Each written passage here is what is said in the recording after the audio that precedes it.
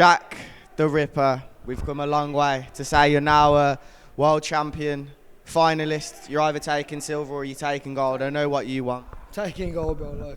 Like I said, it's going to take a superhero, you know. I'm going to go out here. I got Tajikistan tomorrow, and you know what? That's what I want. Because my first two fights was good matchups for me, so it was a bit of pressure, but the guy I bet today was 11-0, so that's a good build up to the final, you know. And when I started my career, like, I used to watch IMAF, even before I was a fighter, yeah. Like, before I even made my debut, I was like, I beat him. But I know I obviously wouldn't then, but like, it's like I'm here now, I'm looking out there. Yeah, like, I'm looking out there now, and it's like, it's so mad, like, it's come to reality, you know. It's like I've just went, and now I'm here, you know what I mean? I'm in the final of the IMF World Championships. And I think I'm probably the only male to do it, born in England, you know. I'm the first male from England to be in the final, innit? Makay's from Dagestan, you know, so I'm the first. He had the England flag representing England, but he was born in Dagestan, so I'm the first born English to be a finalist and take a gold medal. So thank God for everything, you know, and I'm glad I can do everyone at home.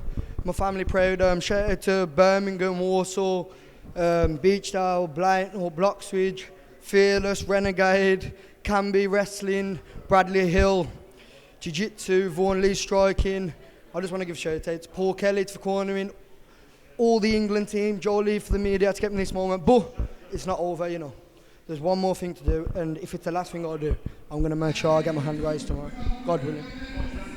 Jack the Ripper Humphries, you're making history. I know you've just gone through the people that are doing big things at the moment, that have done big things here as well, but you're making history. How does that sound? I knew it was going to happen, you know. That's what I can say. Like, I always knew, you know, I am the best. And I'm the best, you know. No one's stopping. No man is taking this. From Kazakhstan, Tajikistan, I don't care where you're from. You are not taking this off me, you know.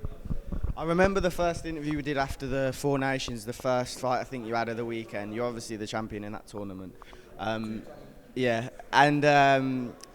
And you had this confidence about you, and the way you stepped into the tournament, relatively unknown as well. It's crazy to see how far you've come since then. Yeah, it's credit to my team, like I say, everyone at Fearless, the England team for the support, Renegade, even Leon Edwards, you know, sounds cliche, but I've been doing my cage work and some nice little details, you know. No one's really put me against cage, but like, I got a hip throw, what we was going over on my last session. Like, when they blocked the knee, I come with a hip throw, you know. Shout out to him for that, you know, and like I say, I've got the best flyweight bantam team in the world at Fearless MMA, you know. Like, obviously at the minute we've got Jake Hadley in the UFC, we've got Andy coming through as a pro, we've got Ryan Hewitt Cage Warriors, but you're going to see in like the next 2 years, like, we'll be recognised even more, you know, because we got like future UFC champions coming through that gym.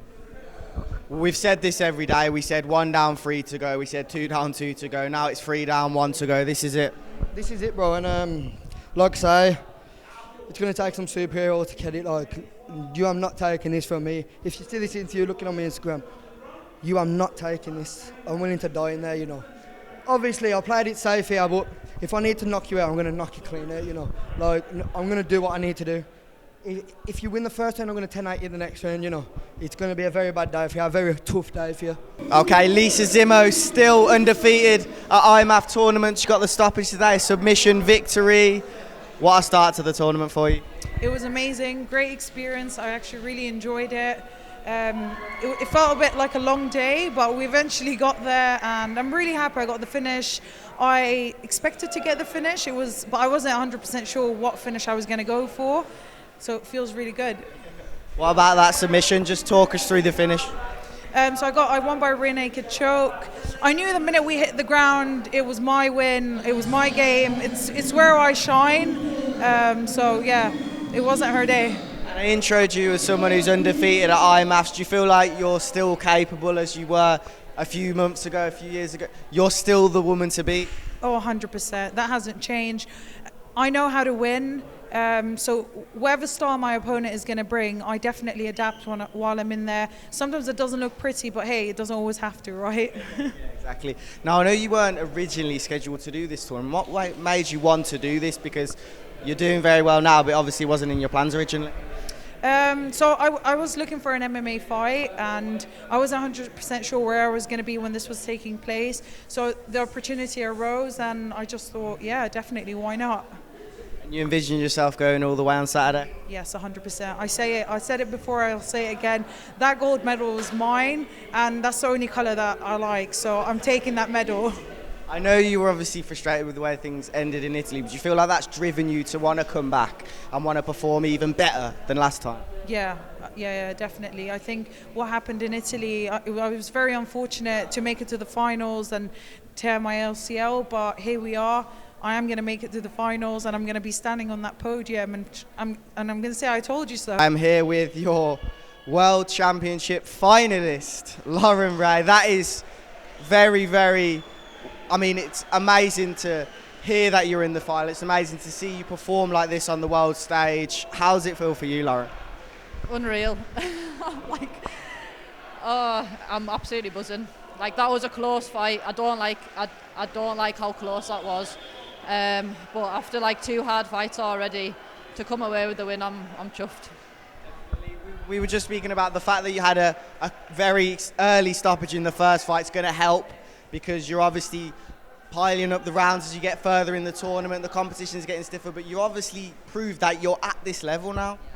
Yeah, I do believe that. I knew that, like before, even last time in February, I knew I was at a high level, but I just didn't perform on the day, and I let things get in the way. But this time, I knew that I was going to come and make it happen. How does it feel? I know there's going to be people watching. You're doing a lot of people proud as well, and your family, of course. Yeah, well, I'm chuffed because I've spent so much time away from them. Like, I need to make it worth it. So, yeah, I hope I am doing everyone proud. Now, there's not long to go until the final. You get a day off, right? So what are you going to do in the meantime? Finally, you get a little bit of rest before we go again, but it could be another 9 minutes. But what's your plans from now until the World Championship final? I'm going to eat, sleep. I've barely slept all week, so I'm going to catch up on some sleep, and I might have a little spa day tomorrow. I need some recovery.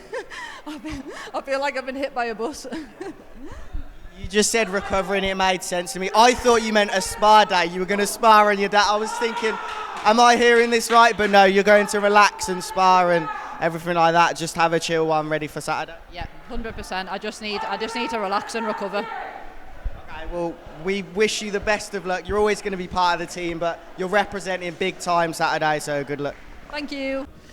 Okay, back with Jordan. You've come out to Albania on short notice, 1 win, 1 loss. You're going to go pro soon. This was all short notice anyway. Just talk to us about the next journey of your career, how you found Albania as well. Albania's been great. The country itself, the people, obviously being out here with the team as usual, it's always spot on, so I can't knock it. 1 win, 1 loss. Even on the win, I feel like the judging and the scoring criteria was a bit off. I feel like I dominated all 3 rounds and I won a split decision, so it was a bit off. And in my second fight that I lost, I was the one doing all the damage. He couldn't control none of the takedowns. I was popping up, breaking grips. And even in the clinch, I was the one putting the damage. So I feel a little bit disheartened, but it just, again, just because of the scoring criteria and the judges, really, like, you can really see what the judges are looking for. And I feel like if I had them 5 minutes and not 3 minutes, it would have been a different fight. My opponent was really tired towards the end of the round, and that's when I was putting more pressure on. Obviously, I've been training for 5-minute rounds myself. So, yeah, I'm really looking forward to the next step. And as I said, even though it was a loss, I'm not disappointed in my performance at all. Like, obviously, there's things I can take from it and work on, but overall, I'm happy that, that I'm still out here and got to represent again, got to get some more good fights in. Are you happy you came out? Because at the end of the day, from my perspective, you've got 2 fights under your belt, you've got a win under your belt, and a close fight as well. We always say the amateur's about learning, and you've done exactly that. I'm very happy I come out. Even with them fights, it shows the levels that I've grown in 6 months since I relocated to Liverpool and been training at the Next Gen. So And even from the Four Nations, the fight I had at the Four Nations, obviously I worked on bits there, but in that short space of time, I can, pardon? Oh, sorry. Yeah, in that short space of time, I can see the levels that I'm growing, and I know as soon as I'm back home, I'm going to be straight back in the gym and continuing to bolster my arsenal. Oh, that's a nice bit. That's a nice bit of vocabulary there, Jordan. So we're going to go pro. Do you have any dates in mind? People are going to want to know when you're looking at doing that, as it was meant to be kind of right now. Yeah, I think February is what we're looking at. It was supposed to be this weekend, but we just couldn't get the match.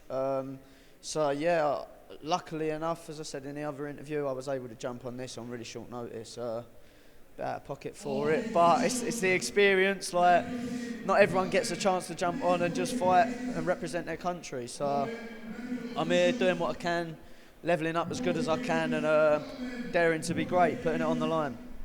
Well, if this is the last interview, then we at Emma appreciate you. You're always part of the team, of course. You've had some very good moments as well. Double Four Nations champ.